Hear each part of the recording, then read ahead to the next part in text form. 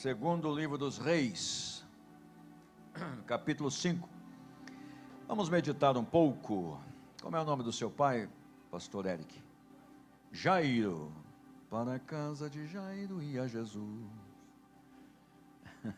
e uma grande multidão ia atrás dele. Isso é coisa do Joel, né? Não sei cantar. Mora onde o Jairo? Em Paranaguá também, tá certo. Essa placa do carro está aí desde aquela hora? O dono desse carro não está presente? O Logan AZQ, se tiver presente, vai lá ver o que houve. Deve estar com alguma dificuldade, pode ser que o farol tenha ficado ligado. Não vou dizer que parou na frente do portão, é o farol que ficou ligado. Vai estar lá tranquilo, vai dar certo. Desliga o farol, senão vai acabar a bateria. Segundo o livro dos Reis, nós encontramos aqui esta linda experiência envolvendo algumas pessoas. Também uma triste experiência envolvendo uma delas. Eu quero nesta noite, com base nesse texto, meditar sobre esses 5 ou 6 personagens que encontramos aqui neste capítulo, Livro dos Reis, capítulo 5. Talvez eu não consiga avançar todos eles hoje, mas fica para as próximas terças-feiras. Pelo menos um ou outro, talvez eu consiga falar, que envolve aqui a menina, que nós vamos ler ali, tem uma menina, tem também Naamã, tem o profeta, como é o nome do profeta? Eliseu, tem o moço de Eliseu, Geazi, e tem 2 reis, o rei da Síria e o rei de Israel. Nós vamos pensar cada um desses personagens, e é uma mensagem nova, eu preparei essa semana, pensei nisso, acho que domingo à tarde, se não me engano, comecei a ler e foi descendo ao meu coração, e eu resolvi meditar com os irmãos, e vamos ver o que o Senhor nos diz dentro desta importante passagem. Diz assim, a começar do versículo 1: E Naamã, chefe do exército do rei da Síria, era um grande homem diante de seu senhor, e de muito respeito, porque por ele o Senhor dera livramento aos sírios, e era este varão valoroso, porém o quê? Leproso. E saíram tropas da Síria e da terra de Israel, e levaram presa uma menina que ficou no serviço, ou ao serviço, da mulher de Naamã. Ela foi ser o que então? Uma doméstica, não é? Uma auxiliar da casa, uma secretária do lar. E disse esta à sua senhora. Quem disse à senhora? Quem? A menina, a jovem. Disse esta à sua senhora: tomara que o meu senhor estivesse diante do profeta que está em Samaria, ele o restauraria da sua lepra. Então entrou Naamã e o notificou, claro, ele soube disso, o notificou ao seu senhor, dizendo: assim e assim falou a menina que é da terra de Israel. Então disse o rei da Síria: vai, anda. Este homem tem importância no contexto, viu? Vai, anda. Enviarei uma carta ao rei de Israel. O endereçamento estava errado, né? E foi e tomou na sua mão 10 talentos de prata, e 6.000 siclos de ouro, e 10 mudas de vestes. E levou a carta ao rei de Israel, dizendo: logo em chegando a ti esta carta, saibas, esse é o conteúdo da carta, né? Saibas que eu te enviei Naamã, meu servo, para que o restaures da sua lepra. E sucedeu que, lendo o rei de Israel a carta, rasgou as suas vestes. Por que ele rasgou as suas vestes? Por quê?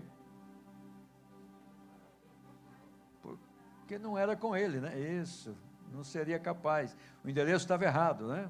Perfeito, irmã. E disse: sou eu Deus para matar e para vivificar, para que este, o rei da Síria, envie a mim para eu restaurar a um homem da sua lepra? Oh, que coisa, ele ficou arrepiado, assustado e horrorizado. Irmã Eliege, pelo que deveras notai, diz ele, o rei de Israel, peço-vos e vede que este rei da Síria busca ocasião contra mim. Sucedeu, porém, que ouvindo Eliseu, olha o homem de Deus aí, homem de Deus, que o rei de Israel rasgara as suas vestes, mandou dizer ao rei: por que rasgaste as tuas vestes? Deixe isso comigo. Que maravilha, eita glória, que convicção, o homem de Deus, que autoridade. Por que você está apavorado, rei? Deixa isso comigo. Ele não dá essas palavras exatas, né? Mas deixa ouvir a mim, e saberá que há profeta em Israel. Veio, pois, Naamã com os seus cavalos e com o seu carro, e parou à porta da casa do Eliseu. Eliseu mandou avisar o rei, pronto, o endereço não é aqui não, ufa, acho que o rei falou assim: ufa, não é comigo não, é lá com o homem de Deus, vai lá, vou te passar a localização, o GPS e tudo mais, vai lá, rapidinho. Então, e parou na porta da casa de Eliseu, lá na tua célula, parou na porta da tua célula. Então Eliseu lhe mandou um mensageiro dizendo, nem foi falar com ele, não sei se Eliseu estava meio aborrecido pelos cativos que tinham sido levados, meio nervoso com a coisa, falou: não vou falar com esse homem não, mas eu tenho autoridade, vai, lava-te 7 vezes no Jordão, e a tua carne te tornará e ficarás purificado. Porém Naamã muito se indignou e se foi, dizendo: mas eis que eu dizia comigo, certamente ele sairá. Porque o Naamã estava se sentindo o cara, né? Chefe do exército do rei da Síria, ministro do exército. Vou chegar lá, vamos fazer a maior recepção. Agora manda eu, nem me recebem, ainda manda eu ir lá no rio Jordão. Repito o versículo 11. Porém Naamã muito se indignou e foi-se, dizendo: eis que eu dizia comigo, certamente ele sairá, por-se-á em pé, invocará o nome do Senhor seu Deus, passará sobre a sua mão sobre o lugar, e restaurará o leproso. Não são, porventura, Abana e Farpar, rios de Damasco, melhores do que todas as águas de Israel? Olha o orgulho aí. Não me poderia eu lavar neles e ficar purificado? Os irmãos que pregam vão anotando mensagens aí, dá mensagem para todo lado isso aqui, né? Não me poderia eu lavar neles e ficar purificado? E voltou-se e se foi com indignação. Outra mensagem aqui, bons conselhos. Quando eu estava lendo aqui, eu lembrei de um conselho, ou de uma palavra assim negativa, que alguém deu a um líder e atrasou a obra 40 anos. Sabe que alguém é capaz de imaginar quem eu quero dizer? 40 anos por causa de uma palavra. Talvez você nunca focou nisso, mas eu estava lendo aqui, foquei. Uma aplicação.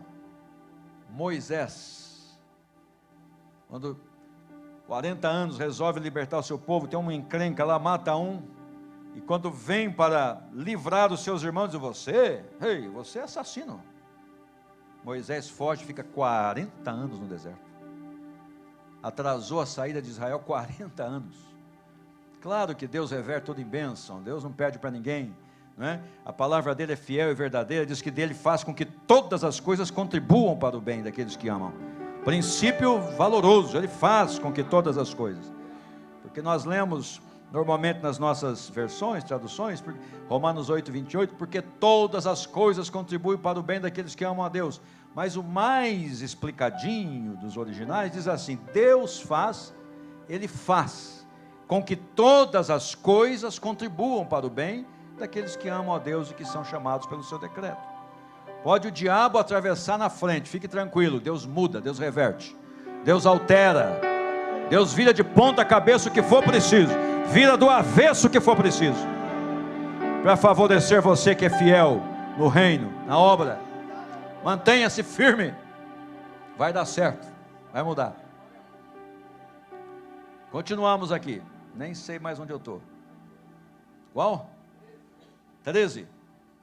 Ao conselho, é verdade. Então chegaram-se a ele os seus servos, olha o bom conselho, lhe falaram e disseram: meu pai, já chamaram o homem de pai, né?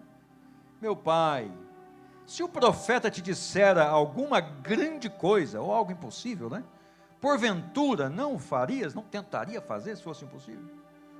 Impossível é eu que estou acrescentando. Quanto mais dizendo-te, lava-te e ficarás purificado. Um bom conselho muda situações. Por isso que o salmista diz, devemos ouvir conselhos de pessoas que temem ao Senhor como nós, e não aos ímpios. Não dê ouvidos ao conselho dos ímpios, mas seja você um conselheiro para mudar aquela impiedade, né? Então desceu e mergulhou no Jordão 7 vezes, conforme a palavra do homem de Deus, e a sua carne tornou como a carne de um menino, e ficou purificado. Eu estou enfatizando muitas coisas aqui, mas nada disso é a mensagem que eu quero falar. Mas é coisas tremendas aqui. Então voltou ao homem de Deus e toda a sua comitiva, e veio, e pôs-se diante dele e disse, ele veio aonde? Ele foi até onde agora? Foi na casa de Eliseu, lá naquele endereço. E o versículo 15, então voltou ao homem de Deus, ele e toda a sua comitiva, e veio e pôs-se diante dele e disse, eis que tenho conhecido que em toda a terra não há Deus, senão em Israel. Que declaração, né? Quebrou tudo. Agora, pois, te peço que tomes uma bênção de teu servo. Quer dizer, aceita a minha oferta, um presente, uma joia, alguma coisa que eu quero te dar. Porém, ele disse, quem disse? Eliseu, vive o Senhor, em cuja presença estou, que a não tomarei. Quer dizer, eu não quero nada. E instou, o que é instar? Insistir. Insistiu com ele para que a tomasse. Quer dizer, pega essa oferta, pelo amor de Deus, por favor, pega, profeta. Mas ele recusou. E disse Naamã, seja assim, contudo, dê a este teu servo uma carga de terra de um jugo de mulas, porque nunca mais oferecerá este teu servo holocausto nem sacrifício a outros deuses, senão ao Senhor. Veja o estrago, tudo que foi acontecendo nessas vidas, né? A vida de Naamã e os seus. Nisso, perdoe o Senhor a teu servo.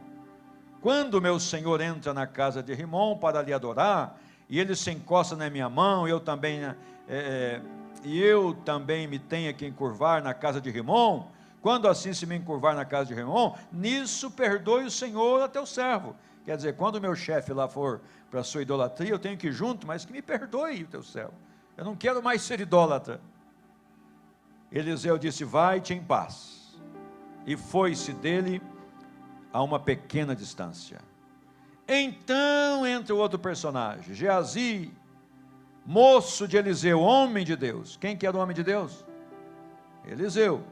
O Geazi disse, eis que meu senhor impediu a este sírio Naamã, que da sua mão se desse alguma coisa do que trazia. Quer dizer, você não aceitou a oferta, o presente? Tão certo como vive o Senhor. Ele não falou para ele, né? Ele estava pensando, né? Tão certo como vive o Senhor, que hei de correr atrás dele e tomar dele alguma coisa.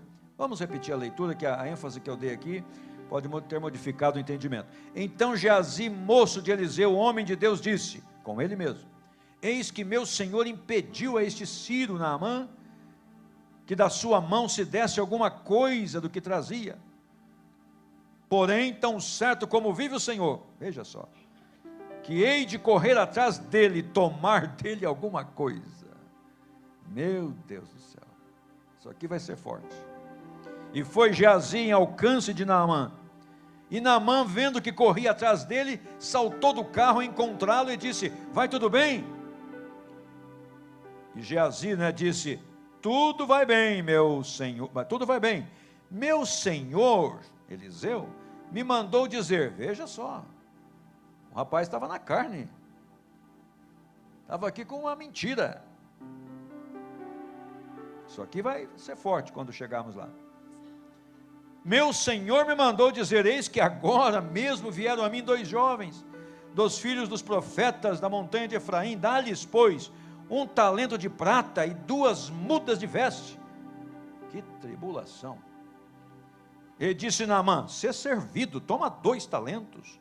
E insistiu com ele e amarrou 2 talentos de prata em 2 sacos com 2 mudas de vestes, e pô-las sobre 2 dos seus moços, os quais os levaram diante dele. E chegando ele à altura, tomou das suas mãos, da mão dos moços que estavam com ele, e depositou na sua casa. Quer dizer, foi esconder, botar lá camufladinho.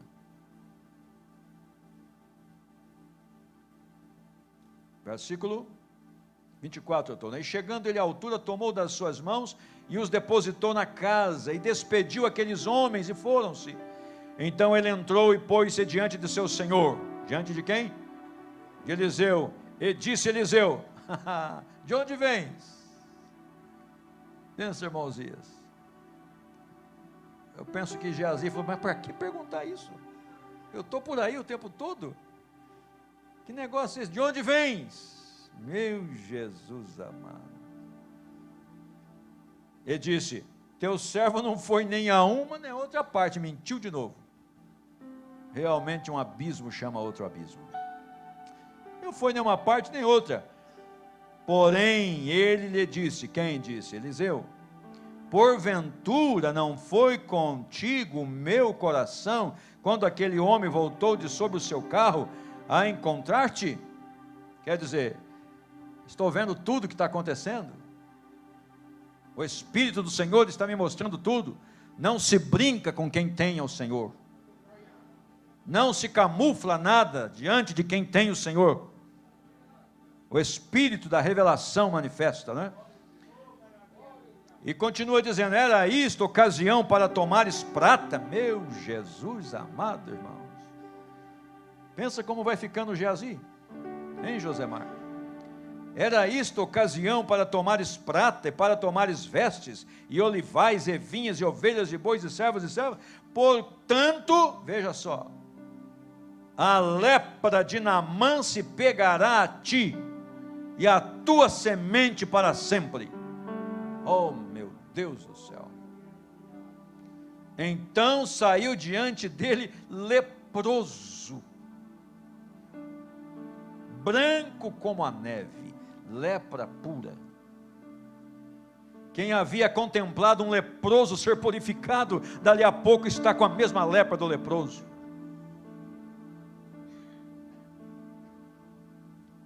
Tantas mensagens nesse capítulo, né? Tantas mensagens. Porém, eu quero destacar hoje, só vou poder ficar nesta pessoa, a figura da menina. Tudo isto aconteceu por causa de uma menina, levada cativa. A Bíblia não fala, e a história não consegue dar detalhes mais da idade, mas acha-se que pela forma dos originais, que fosse uma menina prestes a casar, digamos assim, ainda solteira, virgem, uma donzela, vamos arriscar dizer aí de 15 a 17 anos, digamos assim, mas tudo isso é especulação. Mas creamos, uma menina levada cativa da sua terra para uma outra nação,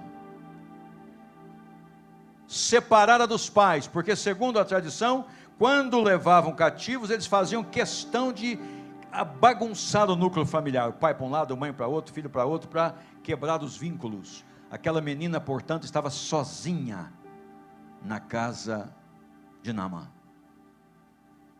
Eu já preguei sobre isso aqui um dia, falando sobre o amor manifesto.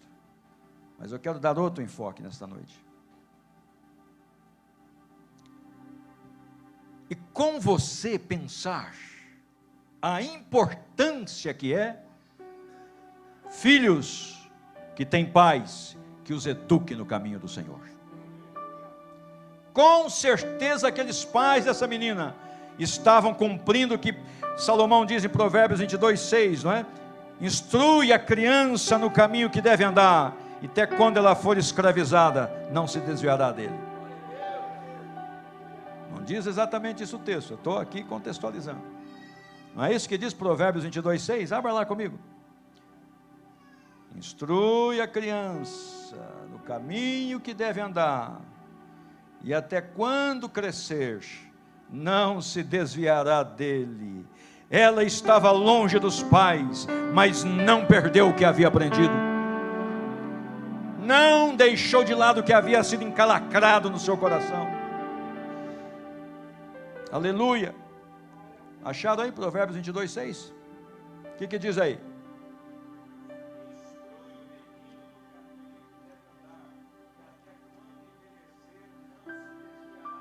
Que maravilha. O privilégio, pais, e aqui eu falo com os pais, privilégio, pais, de nós termos na sequência da nossa geração, filhos tementes ao Senhor, fé inabalável, convicção profunda, amor extremado na pessoa de nosso Deus Todo-Poderoso, Pai, Filho e Espírito Santo, filhos criados, moldados por pais tementes a Deus, venha o que vier, eles permanecem firmes na presença do Senhor. Aquela menina era uma escrava, porém, vamos paradoxar aí, era uma escrava, porém, livre, liberta, né? Era uma escrava, porém livre, irmão Elias, escravizada lá, mas livre na adoração, na convicção, na fé, bem firmada nos princípios do Deus de Israel. Aleluia, o Deus que os seus pais serviam, a ponto de a doença não lhe abater, a clausura por estar na casa estranha não lhe intimidar, mas ela fala: ah, se meu Senhor, se o meu chefe, se o meu dono soubesse e fosse até a minha terra, lá um homem de Deus.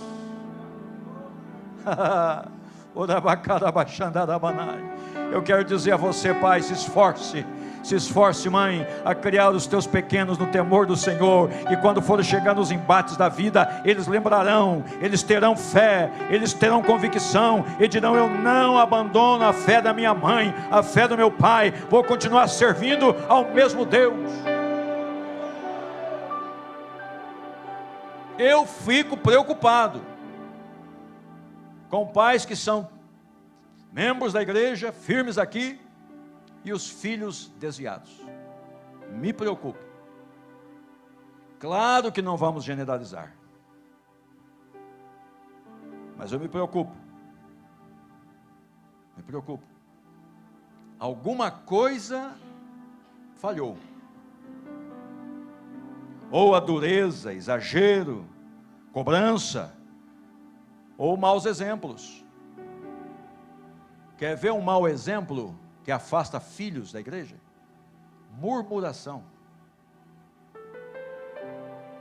Hora da alimentação, família reunida, é hora de você contar as bênçãos do Senhor, citar algum versículo, se der cantar algum louvor. Não é hora de você falar mal do irmão, falar mal da irmã, falar mal da igreja. Chegou do culto, agora vai comer alguma coisa lá, o filho não veio. Você tem que gotejar nele tudo que houve aqui de bênção, de glória, de poder, de maravilha, que você sentiu a presença do Senhor, para que ele deseje estar aqui. Pastor, mas eu falo, insisto. Irmãos, palavras, já disse alguém, comovem, mas exemplos arrastam. Nós precisamos viver o que falamos. Não adianta só dizer vá, nós temos que estar firmados, alicerçados na palavra. Se fosse o teu filho, no lugar daquela menina, o que ele faria? Será que ele falaria bem do pastor deles? Pois é, pastor, também nem sei se o senhor ia ter poder para fazer o que o Eliseu fez. Fala que você pensou isso. Mas eles falariam o que ouviram você falar. Eles falam por aí o que ouve você falar. Se você chega em casa e fala, o nosso pastor é uma bênção. Talvez não seja a tal bênção que você deseja, mas encontre uma bênção na tua liderança, no líder da célula, no dirigente da congregação. Encontre uma bênção e goteje isso no coração dos teus pequenininhos, não é? Vai, como Deuteronômio capítulo 6 vai dizendo lá, fale a palavra, dela insta, andando, caminhando, ou deitado, ou assentado, ou comendo pelo caminho, fale a palavra é a palavra. Viva a palavra. Aquela menina nos constrange. E como pai que sou, graças a Deus que os meus já cresceram todos, já são cada um dono do seu nariz. Mas são donos do nariz crente. Não é? Tenho a felicidade do filho ser pastor, a filha casada com o pastor, e assim vai. E os netinhos que vão chegando por aí, as netinhas vão ser tudo missionários, obreiros. A Letícia está preparando-se para ir para a África. Fica em pé, Ana, é verdade ou não? Fica em pé. Se é verdade, diga amém. Eu falo isso para ela desde pequenininha. E esses tempos lá nos Estados Unidos, eles estavam num culto lá, e a tia Jô, não a Jô do Eliseu nossa aqui, mas a outra, aquela Jô, como é que eu falo? Jô o quê? Aquela que trabalha com as crianças pelo Brasil afora. Como? Jô Benítez, ou Benítez. A tia Jô, famosa aí, né? Faz um trabalho lindo na África. Lá no culto, a Ana Letícia estava lá. De repente, a irmã não sabia que ela era minha neta, nada, e falou, você aí, filha, fica em pé, mais ou menos isso. Ela levantou e falou, Deus me manda lhe dizer que o ministério que tem ele dado a mim, ele será transferido para você, e te entrega a África nesta noite. Uau, rapaz, você não vibra com isso? Eu estaria batendo palma, glorificando, exaltando. É fruto daqui. E foi dizendo, a unção que está sobre mim vai estar sobre você. As crianças que eu ajudo na África, você vai ajudar. Diz ela, eu sempre oro para Deus me dar uma sucessora nesse ministério, e Deus me trouxe aqui para dizer, você será a minha sucessora. Uau! Depois ela soube que era minha neta, ela ficou, poxa, pastor do céu, que glória, eu não sabia, que bênção, confirmação do que Deus tem falado. Então, queridos, crie os teus filhos, para que os embates da vida não os sufoquem, os convites aí de fora não os atraiam. Eu convivi aqui na Barreirinha com a minha adolescência, 12, 13, 14 anos, quando a minha avó faleceu. Eu fui morar um pouquinho ali com meu pai, meus avós faleceram, e os colegas da rua todos usavam droga, eu nunca usei droga. Reuniam todos nós ali, e um dia até pediram, quase que forçado, cada um que tivesse um dinheirinho para ir lá comprar maconha, que eles queriam fumar maconha, e eu acabei dando o dinheiro que eu tinha. E quando vieram com um punhado de maconha lá, fizeram lá como é que eles falam? Como é que chama o cigarro de maconha? Confessa, irmão, você já passou por lá.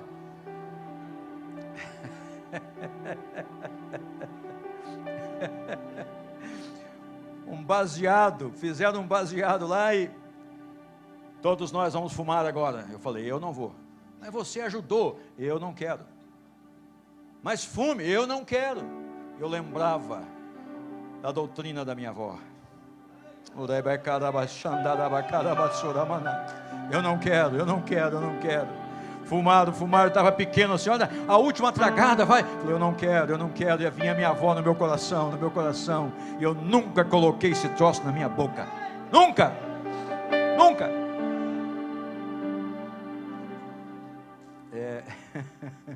minha avó Maria. Dali que veio os nomes das nossas gêmeas aí, Marias, as duas Marias, em homenagem à minha avó. Era para ser uma Maria, né? E por fim veio duas, então as duas Marias. Outro dia compraram uma pinga lá, todos nós lá, e compraram uma garrafona de pinga, e vai de boca em boca.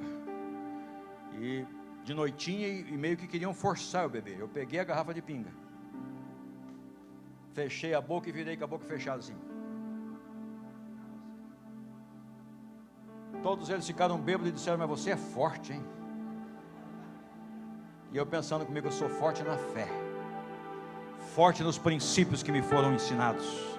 Eu fui ensinado no caminho do Senhor, e dele não vou me desviar. Aleluia, vou completar 60 anos firmes na fé, todos eles criados na Assembleia de Deus, o tempo todo servindo a Jesus. Nunca me afastei dos caminhos do Senhor, e pretendo permanecer fiel até o fim. Toda essa história que lemos, porque na casa de Naamã havia uma menina prontamente ensinada pelos pais. Se não houvesse aquela menina instruída na palavra, no Deus de Israel, não teríamos esse capítulo todo aí escrito.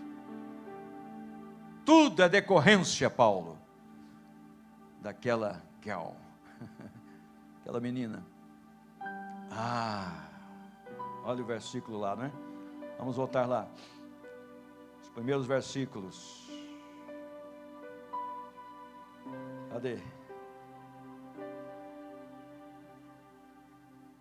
Versículo 3. E disse a menina à sua senhora: tomara que meu senhor estivesse diante do profeta que está em Samaria, ele restauraria sua lepra. Veja que convicção, ela correu risco de vida, irmão. Pensa, Vilmar, se este homem vai lá e volta mais leproso do que cansado ainda, esgotado da viagem, ia dizer, mata essa menina aí, não sabe o que está falando. Ela falou, se o meu Senhor fosse lá, ele voltaria curado da sua lepra, porque eu conheço o Deus dos meus pais, eu sei o Deus que os meus pais servem. Meus pais vieram para cá presos também, entende-se que seja assim, mas nós não negamos o Deus que nós servimos. O Deus de Israel domina a lepra, domina a saúde. O Deus de Israel muda as situações.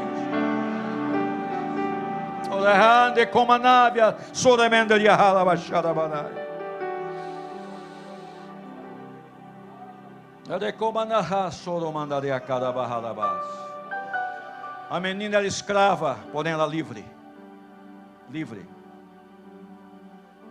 Você pode estar trabalhando em lugares onde há muita coisa ruim, mas você não precisa se corromper. Não. Jesus disse que nós estamos no mundo, mas não somos do mundo. Eu me lembro da empresa que eu trabalhei, a sala que o patrão me resolveu colocar era uma sala que tinha uma baita de uma santa, onde ele ia todo dia acender uma vela. Eu não cheguei lá e falei, arranca esse troço daí, patrão. Não. E nem me incomodei. Entre deuses a ti louvarei. Sabe o que aconteceu? Ganhei o meu patrão para Jesus. Ganhei os meus patrões para Jesus. Fui morar numa cidade, fomos cuidar de uma cidade em Minas Gerais, onde não tinha nenhum crente. Pensa numa cidade idólatra. O padre era o chefe geral da cidade. Qualquer dia, se ele anunciasse no alto-falante, hoje, ele não falava isso, mas eu estou acrescentando, hoje eu amanheci com a pá virada, hoje é feriado. Ele não dizia pá virada, mas ele dizia, hoje deve ser feriado em Natércia. O prefeito dizia, então é feriado. Todo mundo fecha, feriado. O padre mandava. E um padre homossexual, Geraldo. Um dia eu conversei com ele na praça, ele falou, mas os crentes e coisa e tal, e não sei o que lá. Eu falei, pois é, o problema de vocês é que tem muita coisa enrustida, né, padre? Ele falou, como assim?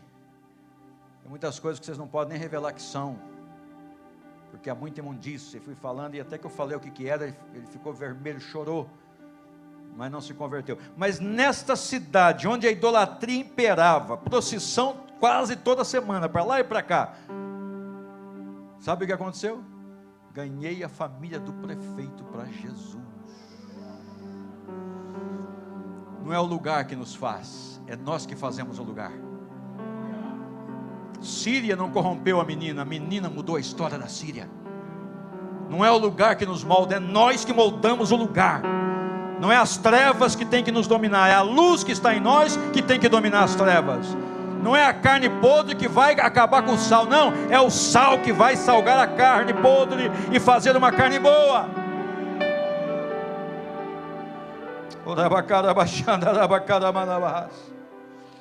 Essa menina foi uma pequena missionária. Nós estamos falando dela hoje, irmão. Quanto tempo se fala dessa menina e nem se sabe o nome dela. Não tem nome. Aleluia.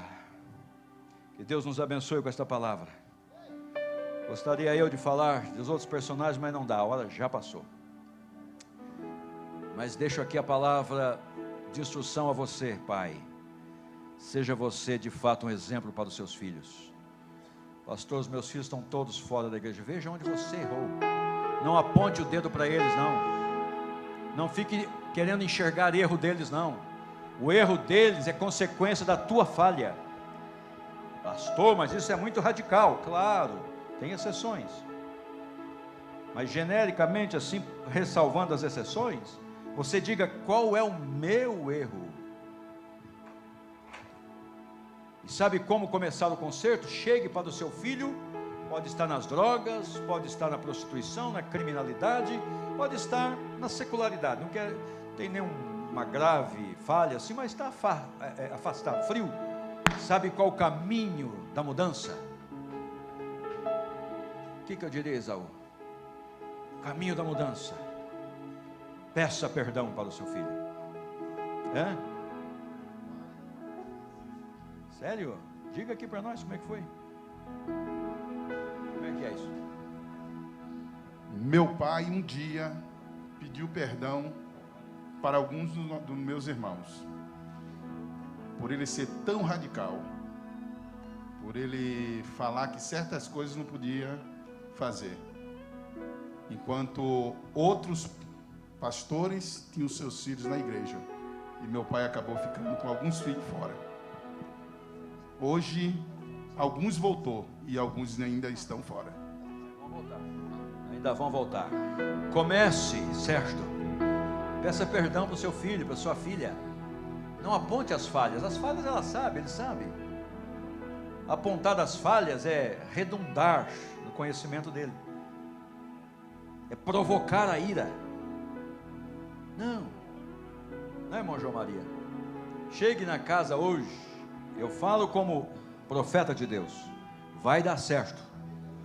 Vai dar certo. Faça que vai dar certo.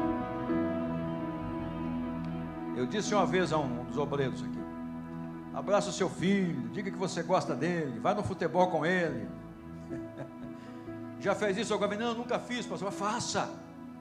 Faça. Pensa que legal, Carlos, você chegar lá e abraçar o teu filho. Não sei se ele está na igreja ou não. Está na igreja. Mas fazer isso sempre é bom. Mas alguém que o filho está fora da igreja? Quem tem aqui, que está aqui que o filho está fora da igreja? Levante a mão. Algumas mãos, outras mãos, outros ficam com vergonha e não levantam. Chega lá, dá um abraço gostoso.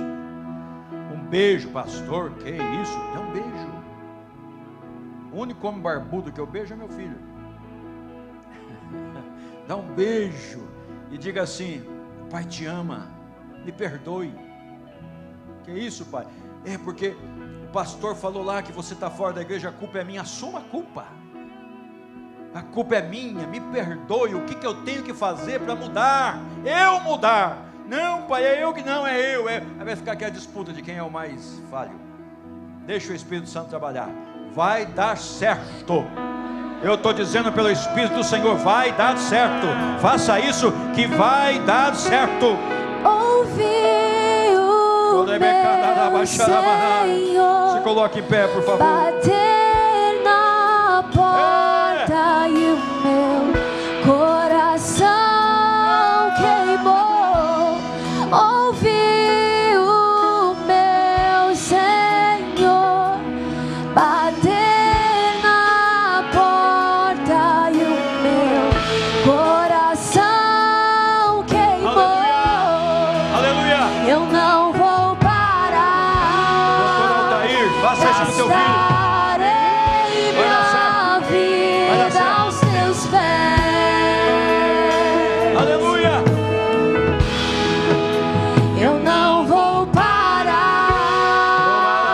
Gastarei minha vida aos teus pés.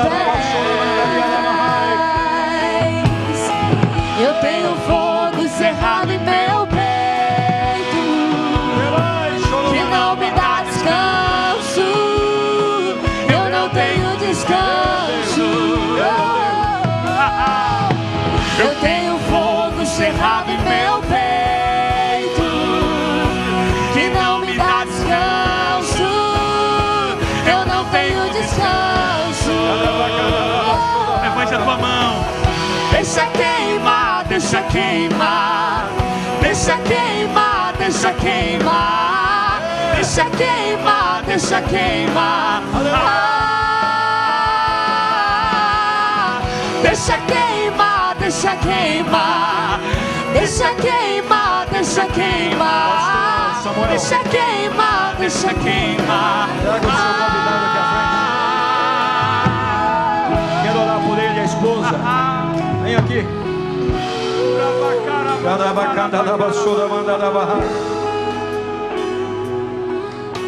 Meus preciosos. Tudo bem, querido? Eu tenho fogo cerrado. Deus manda lhe dizer uma palavra. Você crê que Deus fala? Você crê que Deus fala, querido? Eu não tenho Deus manda lhe dizer que há uma investida muito forte contra a sua vida por parte do inimigo das nossas almas, o inferno. Mas Deus está te olhando com um olhar de compaixão. É tempo de mudança. É tempo de você ser feliz, querida. Deus quer mudar a história de vocês dois. Deus quer restaurar a sua família. Deus quer fazer com que você tenha uma mente brilhante para os negócios, para trabalhar e produzir e ganhar o sustento com dignidade. Deus quer mudar a tua história. Você crê nisso? Crê? Amém. Então digam comigo assim: Senhor Jesus, nesta noite eu me rendo aos teus pés. Entrega minha alma às tuas mãos. A partir de hoje, eu sou teu. O Senhor é meu. Minha vida te pertence. Liberte-me, livre-me para sempre, Jesus. Amém.